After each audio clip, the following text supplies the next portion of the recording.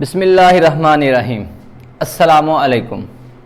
मेरा नाम एहसन इकबाल है और हमने जो 9th क्लास के कंप्यूटर की वीडियो लेक्चर की सीरीज़ शुरू की थी उसमें जो आज का टॉपिक है हमारे पास वो है एल्गोरिदम।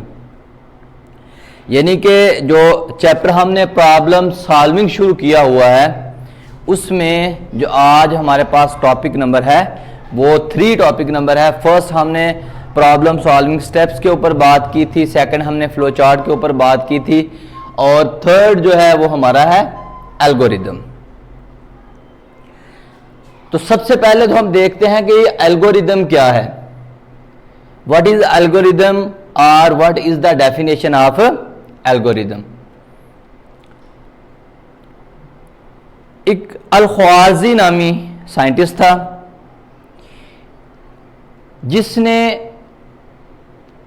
जो कि मौजब है एल्गोरिदम का, वो ईरान के रहने वाले थे और उनका बहुत ज़्यादा वर्क है एक तो अलजबरा पर और दूसरा एल्गोरिदम पर।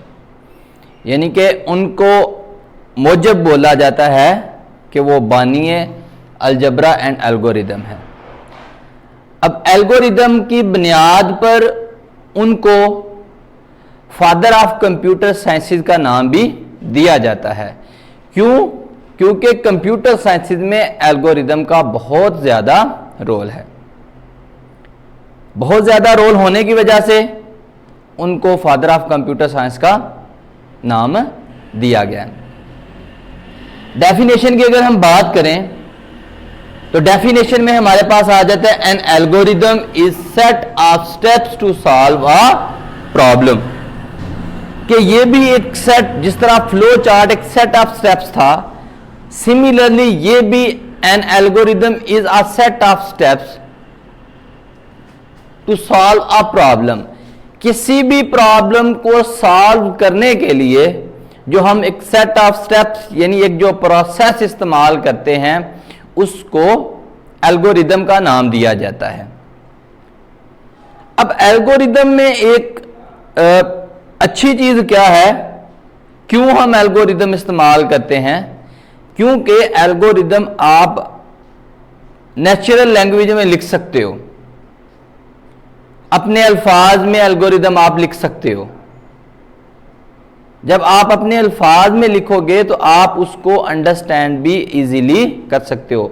आप इंग्लिश अल्फाबेट में एक एल्गोरिदम को राइट कर सकते हो।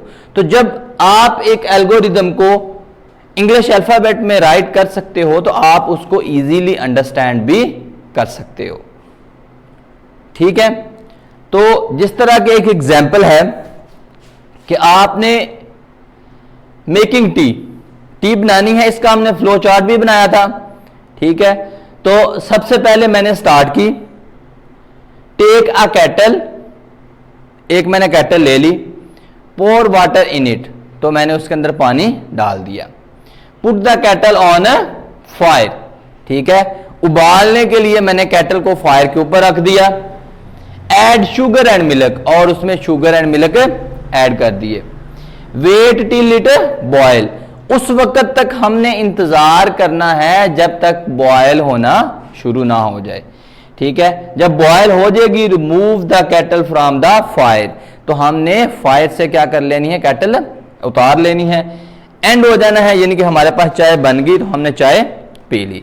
इसके अलावा अगर मैं डेली लाइफ में आपको एग्जांपल दूं कि मैं एक दूसरे सिटी से यहां आया हूं, इस सिटी में किसी दूसरे सिटी से मैं आया हूं, अब मैंने अपने दोस्त के घर जाना है। अब दोस्त के घर पहुंचने के मैं एक मुकाम पे यानी एक स्टॉप पे मैं पहुंच जाता हूं। ठीक है, तो अब मुझे उसके घर का इल्म नहीं है कि उसका घर किधर है। फॉर एग्जाम्पल मैं एक पेट्रोल पंप के पास खड़ा हूं। ठीक है, अब मैं उसको कॉल मिलाता हूं कि यार मैं इस जगह पे, इस स्टॉप पे, इस पेट्रोल पंप के पास खड़ा हूं, तो अब मुझे क्या करना चाहिए, यानी कि मैंने किधर आना है। तो एल्गोरिदम आपको एक सेट ऑफ स्टेप्स है, यानी एक प्रोसेस है, तो आपको उस प्रोसेस के थ्रू मूव करना है। तो वो आपको क्या बोलेगा कि जो आपके नियर बाय पेट्रोल पंप है सबसे पहले आपने इधर आना है, इधर से आपने राइट लेके जो आपके सामने हॉस्पिटल होगा आपने वहां पे आ जाना है, ठीक है। अब उसके बाद आपने क्या करना है, जैसे ही आप हॉस्पिटल के पास पहुंचोगे आपने वहां से राइट लेना है और आपने जो फर्स्ट वाला गला है वो भी छोड़ देना है, सेकंड वाला, थर्ड वाला, जो फर्स्ट 3 गले हैं वो आपने छोड़ देने हैं और फोर्थ जो गला होगा उसमें आपने लेफ्ट में जो है ना वो अंदर एंटर हो जाना है और जो हाउस नंबर 5 होगा वो मेरा घर होगा। यानी एक कितने आसान अंदाज से आप एक अपने सॉल्यूशन तक, एक प्रॉब्लम के सॉल्यूशन तक पहुंच सकते हैं। तो ये एक बहुत अच्छा प्रोसेस है जिसको आप इस्तेमाल करके इजीली अपनी प्रॉब्लम के सॉल्यूशन तक पहुंच सकते हैं। फिर उसके बाद है हमारा role of algorithm to solve a problem, कि प्रॉब्लम सॉल्विंग में एल्गोरिदम का क्या रोल है। तो एल्गोरिदम का किसी भी प्रॉब्लम को सॉल्व करने के लिए बहुत ही इंपॉर्टेंट रोल प्ले करता है, ठीक है। कि कोई भी एक प्रोग्रामर जो है वो सबसे पहले जो किसी भी प्रॉब्लम का सॉल्यूशन है उसको क्या करता है, एक एल्गोरिदम उसका बनाता है, उसका एक एल्गोरिदम लिखता है आसान अल्फाज में, अपने अल्फाज में, वो उसको अपनी नेटिव लैंग्वेज में भी लिख सकता है। जैसे वो उसको लिखेगा, अब उसको लिखने के बाद वो क्या करेगा, उसको कंप्यूटर लैंग्वेज में ट्रांसलेट करेगा। कंप्यूटर लैंग्वेज में ट्रांसलेट करेगा तो जो कंप्यूटर मशीन होगी उसको अंडरस्टैंड कर सकेगी। तो इसमें होता बेसिकली क्या है कि देखें, सबसे पहले प्रॉब्लम होती है,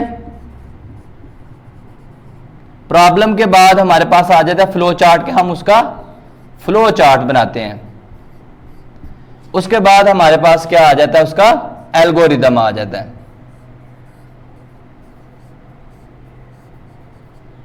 और लास्ट पे जो हमारे पास स्टेप बचता है वो हमारे पास क्या आ जाता है, वो आ जाता है कंप्यूटर कोड।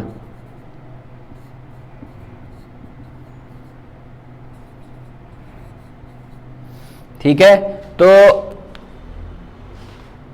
सबसे पहले उसने क्या करना है, प्रॉब्लम देखनी है, उसका जो उसके सॉल्यूशन का फ्लो चार्ट बनाना है और फिर उसका एल्गोरिदम ड्रा करना है। एल्गोरिदम ड्रा करने के बाद उसने उसका कंप्यूटर कोड लिखना है। ठीक है, तो ये था उसका रोल ऑफ एल्गोरिदम सॉल्व, यानी कि किसी कोई भी जो एल्गोरिदम है वो एक प्रॉब्लम को सॉल्व करने के लिए नहायत अहम रोल प्ले करता है। तो आज का जो हमारा टॉपिक था वो बस